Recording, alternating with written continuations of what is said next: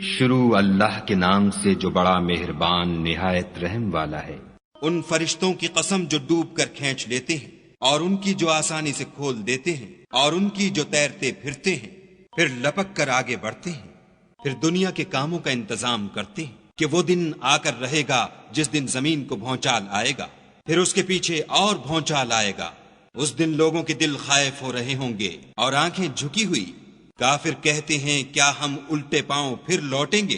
بھلا جب ہم کھوکھلی ہڈیاں ہو جائیں گے تو پھر زندہ کیے جائیں گے؟ کہتے ہیں کہ یہ لوٹنا تو موجب زیاں ہے، وہ تو صرف ایک ڈانٹ ہوگی۔ اس وقت وہ سب میدان حشر میں آ جمع ہوں گے۔ بھلا تم کو موسیٰ کی حکایت پہنچی ہے جب ان کے پروردگار نے ان کو پاک میدان یعنی طوا میں پکارا اور حکم دیا کہ فرعون کے پاس جاؤ، وہ سرکش ہو رہا ہے، اور اس سے کہو کیا تو چاہتا ہے کہ پاک ہو جائے اور میں تجھے تیرے پروردگار کا رستہ بتاؤں تاکہ تجھے خوف پیدا ہو۔ غرض انہوں نے اس کو بڑی نشانی دکھائی مگر اس نے جھٹلایا اور نہ مانا۔ پھر لوٹ گیا اور تدبیریں کرنے لگا اور لوگوں کو اکٹھا کیا اور پکارا، کہنے لگا کہ تمہارا سب سے بڑا مالک میں ہوں۔ تو خدا نے اس کو دنیا اور آخرت دونوں کے عذاب میں پکڑ لیا۔ جو شخص خدا سے ڈر رکھتا ہے اس کے لیے اس قصے میں عبرت ہے۔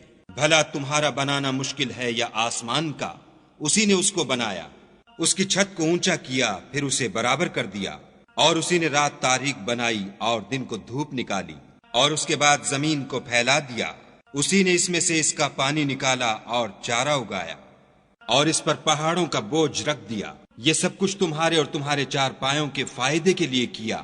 تو جب بڑی آفت آئے گی اس دن انسان اپنے کاموں کو یاد کرے گا اور دوزخ دیکھنے والے کے سامنے نکال کر رکھ دی جائے گی۔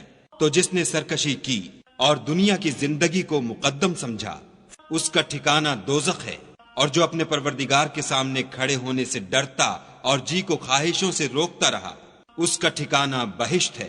اے پیغمبر صلی اللہ علیہ وآلہ وسلم، لوگ تم سے قیامت کے بارے میں پوچھتے ہیں کہ اس کا وقوع کب ہوگا، سو تم اس کے ذکر سے کس فکر میں ہو؟ اس کا منتہا یعنی واقع ہونے کا وقت تمہارے پروردگار ہی کو معلوم ہے۔ جو شخص اس سے ڈر رکھتا ہے تم تو اسی کو ڈر سنانے والے ہو۔ جب وہ اس کو دیکھیں گے تو ایسا خیال کریں گے کہ گویا دنیا میں صرف ایک شام یا صبح رہے تھے۔